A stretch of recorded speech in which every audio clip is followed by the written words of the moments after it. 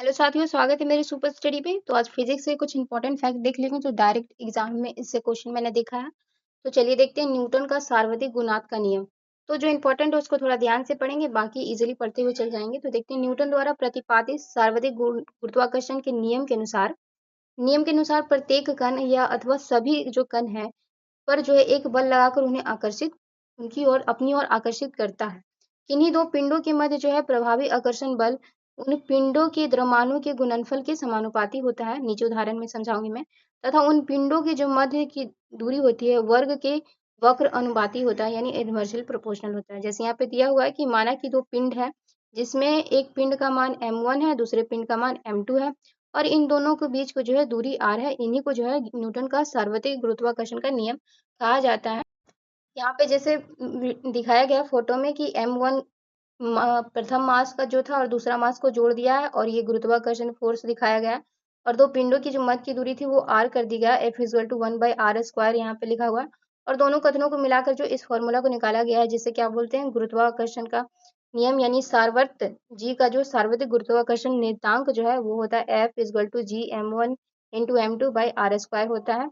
और यहाँ पे देख लेंगे जी का जो मान होता है 6.6 × 10⁻11 न्यूटन मीटर स्क्वायर पर केजी। इसको याद रख लेंगे थोड़ा सा, न्यूटन मीटर स्क्वायर पर केजी। यही जो है संपूर्ण ब्रह्मांड में कांस्टेंट रहता है, नियत रहता है। और आगे हम देखने वाले हैं गुरुत्व त्वरण। जो गुरुत्व त्वरण को भी यहाँ पे पढ़ चुके होंगे, इसका फॉर्मूला इंपॉर्टेंट है। तो गुरुत्व त्वरण क्या होता है कि थोड़ा सा एक मिनट, गुरुत्व त्वरण क्या होता है कि पृथ्वी जो है पृथ्वी की ओर जो स्वतंत्र रूप से गिरती हुई सभी वस्तुएं पृथ्वी के गुरुत्व बल के कारण एक त्वरण उत्पन्न होता है जिसे हम गुरुत्वीय त्वरण कहते हैं। अर्थात पृथ्वी पर स्वतंत्र रूप से गिरती हुई किसी भी वस्तु में वेग होने वाली वृद्धि को हम गुरुत्वीय त्वरण कहते हैं, जिसे जो है जी से प्रदर्शित किया जाता है। गुरुत्वीय त्वरण जो है वस्तु के रूप, आकार और द्रव्यमान पर निर्भर नहीं करता है। जी का मान जो है भिन्न भिन्न ग्रहों, उपग्रहों और आकाशीय पिंडों के लिए भिन्न भिन्न है। और जो है पृथ्वी की सतह से जो है ऊपर या नीचे जाने पर जो जी का मान है वो घटता है। जानते होंगे पृथ्वी की सतह से ऊपर नीचे जाने पे जो जी का मान घटता है, ध्रुवों पर सबसे ज्यादा होता है जी का मान। यह गुरुत्वीय त्वरण या गुरुत्वाकर्षण नियतांक के संबंध में यहाँ दिया हुआ है। तो इसको देख लेते हैं कि माना गया कि पृथ्वी का जो मास है, द्रव्यमान है m है, त्रिज्या जो है पृथ्वी की r है और पृथ्वी का संपूर्ण जो द्रव्यमान है पृथ्वी का केंद्र C पर केंद्रित है। माना कि m द्रव्यमान वाला एक पिंड है, पृथ्वी के सतह पर स्थित है। और न्यूटन के जो सार्वत्रिक नियम के अनुसार तो पृथ्वी तथा उस पिंड के मध्य जो है आकर्षण बल लग रहा है, जिसे हम यहाँ F से दिखाए हैं। तो ये वाला थोड़ा सा देखिए, यहाँ पे वही एग्जाम्पल में दिखाया है कि बल का तो फॉर्मूला होता है द्रव्यमान गुना त्वरण। तो इसी तरह से द्रव्यमान गुना त्वरण को लिया गया है m×g और फिर जो है m×g, और ये जो है m×g ही जो है मतलब कि बल ही जो बराबर है किसके, g(m) और छोटा e बाई r² के। तो ये g इधर ले आया गया है और g m by r² m था, तो m कट के ये फॉर्मूला है। तो ये जो है एग्जैक्ट फॉर्मूला है, इसको भूलिएगा नहीं, याद रखिएगा कि गुरुत्व जो त्वरण होता है उसका फॉर्मूला होता है g(m) अर्थ वाला m बाई r² अर्थ वाला r। तो इसको इसको लिखना है। और यहाँ पे देखिए बताया गया, जैसे थोड़ा सा और इसको पढ़ लेते हैं हम लोग कि प्रत्येक पिंड अथवा जो है ग्रह द्रव्यमान त्रिज्या भिन्न भिन्न होता है, इसलिए जो गुरुत्वीय त्वरण का जो मान है वो भिन्न होता है। किसी भी पिंड या ग्रह का द्रव्यमान भिन्न होगा, त्रिज्या भिन्न होगा, तो उसका त्वरण का मान भी भिन्न हो गया। गुरुत्वीय त्वरण का मान किसी भी वस्तु पर निर्भर नहीं करता। क्या है, किसी भी वस्तु पर निर्भर नहीं करता। अर्थात एक समान ऊंचाई से अलग अलग भार वाले पिंडों का गिराया जाए तो पृथ्वी की सतह पर जो है आदर्श परिस्थितियों के मैंने कहने का मतलब कि वायुमंडलीय जो घर्षण है वो शून्य होना चाहिए, नगण्य मानते हुए एक साथ गिरेंगे। जब वायुमंडल घर्षण या शून्य रहेगा, नगण्य रहेगा, तो एक साथ गिरेंगे। जी का मान जो है पृथ्वी पर अधिकतम और चंद्रमा का जो जी का मान है पृथ्वी के गुरुत्वाकर्षण का 1/6 होता है, ये जानते होंगे। यहाँ पर देखते पृथ्वी का जी का मान कितना है, तो 9.8 मीटर पर सेकेंड स्क्वायर और चंद्रमा पर जी का मान कितना है 1.625 मीटर पर सेकेंड स्क्वायर। ये जो है चंद्रमा पर जी का मान है। आगे यहाँ पे थोड़ा अंतर दिखाया गया है कि गुरुत्वीय त्वरण को जो है जी जो है छोटा जी को गुरुत्वीय त्वरण से प्रदर्शित करते हैं, बड़ा जी को इसका मान जो है भिन्न स्थानों पर भिन्न भिन्न होता है, पर जो जी का मान है संपूर्ण ब्रह्मांड में एक समान होता है। इनका जी का जो मान है ये 9.8 मीटर सेकंड होता है और जी बड़ा वाला जो जी का मान है वो ये इतना होता है न्यूटन मीटर स्क्वायर पर केजी स्क्वायर। फिर जी जो है वो सदिश राशि है और बड़ा वाला जो जी है वो एक अदिश राशि है। क्या है? ये अदिश राशि है, ये सदिश राशि है।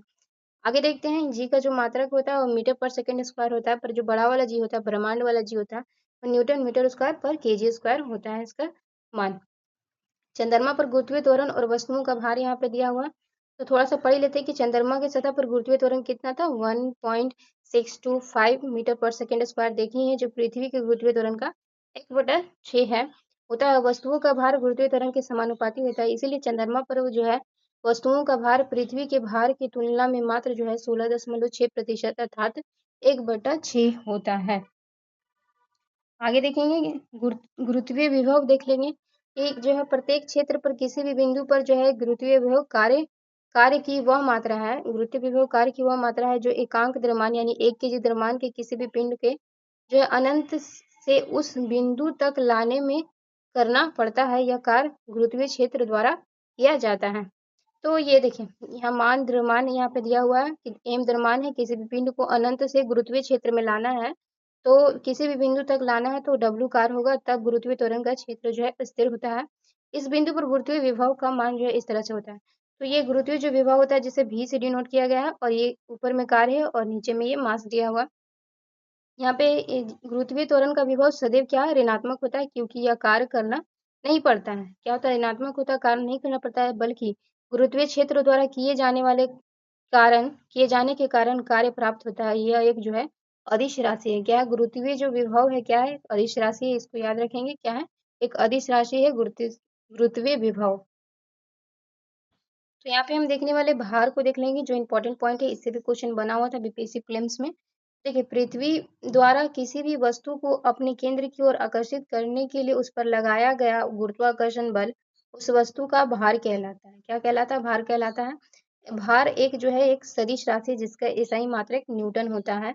माना एम केजी का द्रव्यमान कोई वस्तु पर पृथ्वी से एक निश्चित ऊंचाई से मुक्त रूप से गिराया जाए तो क्या होता है कि पृथ्वी की ओर स्वतंत्र रूप से गिरती हुई वस्तु का भार और वस्तु पर पृथ्वी द्वारा आरोपित आकर्षण बल को हम किससे दिखाते हैं, तो G M M by R square से दिखाते हैं।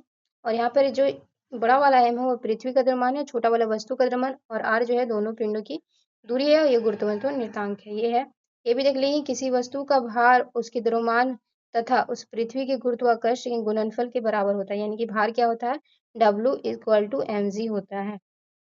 थोड़ा सा इस कॉन्सेप्ट को भी, इस टर्म को देख लेंगे, क्योंकि इससे क्वेश्चन बना हुआ था। इसका टर्म क्या है कि लिखा हुआ जैसे कि पृथ्वी के तल से ऊपर तथा नीचे गुरुत्व त्वरण, पृथ्वी के तल से ऊपर और नीचे गुरुत्व त्वरण का एक फॉर्मूला बनता है, जिससे क्वेश्चन बना हुआ था। तो हम देखेंगे जैसे कि पृथ्वी तल पर स्थित किसी भी वस्तु पर कार्यरत गुरुत्वीय त्वरण जी का मान जो है, कार्यरत गुरुत्वीय त्वरण जी का मान क्या होता है, तो Gm/r² होता है। यदि कोई वस्तु पृथ्वी तल से h ऊंचाई पर क्या स्थित है, तो पृथ्वी के केंद्र से उसकी दूरी जो है r+h होगी। इस प्रकार उस वस्तु पर प्रभावी गुरुत्वीय त्वरण g का जो मान हो जाएगा वो Gm/r+h का होल स्क्वायर होगा, जो कि सामान्य गुरुत्वीय त्वरण g के मान से कम होता है। क्या होता है? कम होता है। क्वेश्चन इस तरह से पूछा रहता है कि पृथ्वी के तल से ऊपर या नीचे गुरुत्वीय त्वरण क्या होता है, तो उसका ये फॉर्मूला बनता है। क्या फॉर्मूला बनता है? ये वाला फॉर्मूला बनता है। यहाँ पे जिस तरह से दिखाया हुआ है कि P जो है पृथ्वी तल से h हाइट है, M जो है पृथ्वी का द्रव्यमान है और R जो है पृथ्वी की त्रिज्या है। तो ये याद रखें कि पृथ्वी तल से ऊपर या नीचे जो गुरुत्वीय होता है उसका फॉर्मूला ये होता है, Gme/r+h का होल स्क्वायर होता है। इसको बिल्कुल याद रखेंगे, ये वाला पूछा हुआ क्वेश्चन है, तो इसको देख लेंगे थोड़ा सा। Gm/r+h का होल स्क्वायर जो है वो पृथ्वी की तल से ऊपर या नीचे गुरुत्वीय त्वरण होता है, ध्यान रखेंगे। कुछ और इंपॉर्टेंट फैक्ट को देखेंगे हम, जो कि पूछे हुए एग्जाम में, जैसे कि केपलर के ग्रह संबंधित नियम को देखने वाले। मैंने इससे भी क्वेश्चन देखा है, तो केपलर के ग्रह संबंधित नियम ये जो है फिजिक्स में भी बनते हैं, ज्योग्राफी में भी बनते हैं, तो बिल्कुल याद रखेंगे। जोहानसन केपलर ने सूर्य की परिक्रमा करने वाले ग्रहों की गति के संबंध में 3 नियम दिए हैं। सूर्य की परिक्रमा करते हैं ग्रह, उनके संबंध में 3 नियम का प्रतिपादन किया है, जो ग्रहों की गति को नियंत्रित करते हैं। तो देखते हैं प्रथम नियम अथवा कक्षाओं का नियम। प्रथम नियम को क्या कहा जाता है? कक्षाओं का नियम कहा जाता है, बिल्कुल ध्यान रखेंगे। तो प्रथम नियम या कक्षाओं का नियम है, प्रत्येक ग्रह सूर्य के चारों ओर जो है क्या है, दीर्घवृत्तीय कक्षा में एप्टिकल ऑर्बिट में इस प्रकार परिक्रमा करते हैं कि सूर्य इस दीर्घवृत्तीय कक्षा के एक नाभिक पर केंद्रीय है। सूर्य क्या है, जो है सूर्य जो है इस दीर्घवृत्तीय कक्षा के एक नाभिक पर केंद्रित है, क्योंकि यहाँ पे जैसे कहा जा रहा है कि प्रत्येक जो ग्रह है वो क्या है, दीर्घवृत्तीय कक्षा में घूमते हैं और सूर्य जो है उस दीर्घवृत्तीय कक्षा का ही क्या है, नाभिक है, फोकस पर केंद्रित है। जैसे यहाँ पे दिखाया भी होगा कि यहाँ पे जैसे सूर्य है और इसके चारों ओर ग्रह घूम रहे हैं और ये इधर जो है अपसोर और इधर उपसोर की जो स्थिति बन रही है। तो ये पहला नियम था। पहला नियम को क्या कहते हैं, पहला नियम को बोलते हैं कक्षाओं का नियम कहते हैं, इसको बिल्कुल याद रखेंगे। और सूर्य जो है वो केंद्र में रहता है, ग्रह जो है वो वृत्तीय कक्षा पथ पर घूमते रहता है, दीर्घवृत्तीय कक्षा में घूमते रहता है। दूसरा नियम देखते हैं कि द्वितीय नियम, जिसे जो है क्षेत्रीय वेग का नियम कहा जाता है। क्या कहा जाता है, द्वितीय नियम अथवा क्षेत्रीय वेग का नियम, बिल्कुल ध्यान रखेंगे, क्षेत्रीय वेग का नियम कहा जाता है। जो है प्रत्येक ग्रह जो है सूर्य के चारों ओर इस प्रकार गति करता है कि ग्रहों को क्या है, ग्रहों को सूर्य से मिलने वाली रेखा जो है समय के समान अंतरालों में समान क्षेत्रफलों में क्या होती है, विस्थापित हो जाती है। ग्रह इस प्रकार घूमते हैं कि जो समय समान होता है उनके अंतराल में जो है उसका क्षेत्रफल है वो विस्थापित हो जाता है। तो ये क्या है, केपलर का जो है द्वितीय नियम है। क्या है, केपलर के द्वितीय नियम है, जिसे कोणीय संवेग संरक्षण का नियम कहा जाता है। पूछा जाएगा कि केपलर के किस नियम को जो है कोणीय संवेग संरक्षण का नियम कहा जाता है, तो केपलर का जो द्वितीय नियम है, जिसे क्षेत्रीय वेग का नियम, यहाँ पे जैसे लिखा हुआ क्षेत्रीय वेग का नियम, उसे जो है हम क्या कहते हैं, कोणीय संवेग संरक्षण के नियम पर आधारित होता है। सूर्य से दूर होने पर ग्रह का जो वेग है कम, अथवा पास होने पर जो है ग्रह का वेग जो है वो अधिक होता है। तो इन सारे पॉइंट को याद रखेंगे। इसे कक्षीय वेग नियम कहा जाता है, द्वितीय नियम को किसका, केपलर का, और जो है कोणीय संवेग का संरक्षण का नियम कहा जाता है केपलर के द्वितीय नियम को। ये दिया हुआ है क्या, तृतीय नियम, अथवा जिसे प्रक्रमण क्या बोलते हैं, प्रक्रमण कालों का नियम कहा जाता है। तृतीय नियम को क्या कहा जाता है, प्रक्रमण कालों का नियम कहा जाता है। तो देखते हैं कि जो यहाँ पे कि किसी भी ग्रह द्वारा का एक पूरा चक्कर लगाने में लिए गए समय, जिसे आवर्त काल कहते हैं, का वर्ग उसकी दीर्घ कक्षा के अर्ध दीर्घीय अक्ष में, यानी कि सेमी मेजर एक्सिस की तृतीय घात के अनुपाती होती है। तो आप कई बार पढ़ चुके होंगे ये फॉर्मूला, टी स्क्वायर, ये वाला क्या होता है के, और ए स्क्वायर, ए जो होता है वो क्षेत्र होता है, उसका घात का ये होता है। एक मिनट और डिफिनेशन पढ़ देती हूँ कि किसी भी ग्रह जो है द्वारा सूर्य का एक चक्कर लगाने में समय आवर्तकाल उसके वर्ग की दीर्घवृत्तीय कक्षा के अर्ध दीर्घ अक्ष के तृतीय घात के समानुपाती होता है। तो ये फॉर्मूला होता है T equal to directly proportional A cube. ठीक है, यहाँ पे टी क्या है, सूर्य के परिणत ग्रह का आवर्तकाल है, और ए क्या है, दीर्घ अर्ध दीर्घ कक्षा, और के जो है वो क्या है, के जो यहाँ पे दिख रहा है ना वो क्या है, केपलर का नियतांक है। तो ये तीनों नियम थे, इन सारे फॉर्मूलों को याद रखेंगे, पूछा जाता है, क्वेश्चन बनता है हमेशा। आगे देखते हैं। तो ये अगला फैक्ट है, इसको भी हम देखेंगे क्योंकि इससे भी क्वेश्चन बना हुआ था। तो आवर्ती और आवर्तकाल में संबंध देखेंगे। तो आवर्तकाल क्या होता है, तो आवर्तकाल जो होता है वो 1/आवृत्ति होता है। क्या होता है, 1/आवृत्ति होता है। आवर्तकाल क्या होता है, 1/आवृत्ति होता है। अगर आपसे आवृत्ति पूछा जाए तो इसका ये अपोजिट होता है, 1/आवर्तकाल होता है। आवृत्ति पूछा जाए तो 1/आवर्तकाल, और आवर्तकाल पूछा जाए तो 1/आवृत्ति। और देखते हैं वेग क्या होता है, आवृत्ति गुना तरंग दैर्घ्य। वेग क्या होता है, तो वेग जो होता है वो आवृत्ति गुना तरंग दैर्घ्य होता है, जिसे v equal to N lambda कहते हैं। तो ये जो है वेग का संबंध होता है, वेग और तरंग का, सॉरी आवृत्ति और तरंग का संबंध होता है। एक मिनट में जो आवृत्ति और तरंग का संबंध होता है कि आवृत्ति और तरंग दैर्घ्य जो है वेग के बराबर होता है। आगे देखते हैं, आवर्तकाल का डेफिनेशन भी देख लेते हैं। तरंगों के मार्ग के माध्यम से कणों के एक दोलन के समय को आवर्तकाल कहते हैं, जिसे टी से प्रदर्शित करते हैं, और इसका मात्रा सेकंड होता है।